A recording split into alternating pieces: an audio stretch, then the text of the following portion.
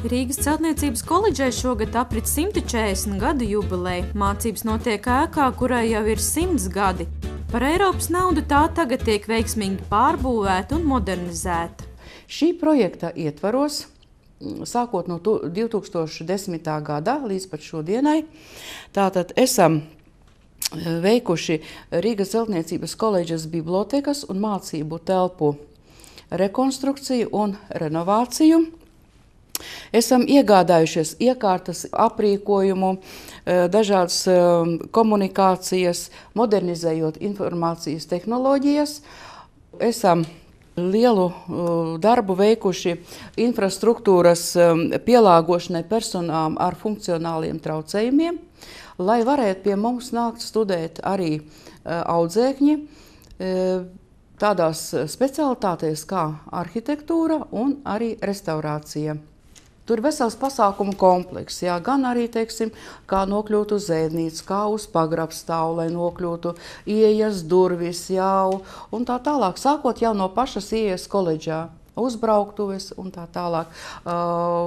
Auto stāvvieta ierīkota pie koledžas. Koledžai ir jauns jumts vairāk kā 4200 kvadrātmetru platībā. Būvniecības darbi tika pabeigti pagājušajā gadā. Bija veiksmīga sadarbība mums ar firmu Ota un partneri.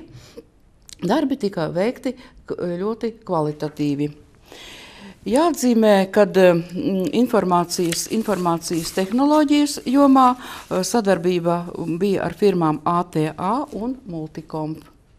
ERAF projekta realizācijai piešķirtais finansējums bija 85% no Eiropas naudiņām un ar 15% no mūsu pašu valsts budžeta. Kopā nedaudz pāri par 400 000. Variet novērtēt, kas par to naudiņu ir izdarīts.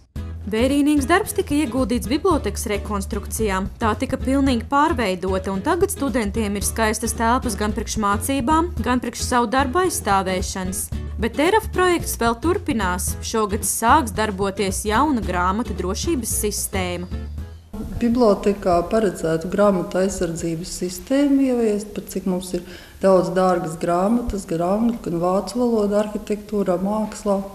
Un mums ir brīva pieeja, visiem fondiem brīva pieeja, tad mums ir aktuāli nepieciešama grāmatu aizsardzības sistēma, lai nodrošinātu šīs grāmatu drošību. Un to ieteica arī akreditācijas komisija, kad biblioteka tika akreditēta. Tad ieteikumos arī bija viens no ieteikumiem šo grāmatu aizsardzības sistēmas nepieciešamību. Projekta ietvaros koledžā ir paveikts ļoti daudz, ieviestas jaunas datoru tehnoloģijas. Visā mācību iestādē ir bezvadu internets, tā ka studenti var strādāt pie datoriem kaut vai koridoros. Pilnīgi jaunu veidolu ir ieguvušas arī darbnīcas. Restauratori savas darbnīcas iekārtošanai ir iegūši arī ventilāciju, kas ir ļoti nepieciešama restaurācijas darbos, jo te ir daudz arī putekļi, netīrums strādājot. Mēs metāla restaurācijas darbnīcu esam būtībā radījuši no jauna šī projekta ietvaros. Arī instrumenti ir nopirkti ar šo projektu naudu. Skapi ir nopirkti, kur glabāt ķīmikālijas. Praktiski visa elektroinstalācija pa jaunu ievilkta, jo vecā bija ugunsnedroša un arī vairs neatbilda mūsdienas normatīviem. Mums ir izveidota veidošanas un ģipšdarbnīca, kurā mācās gan restauratori, gan arhitektūras studenti.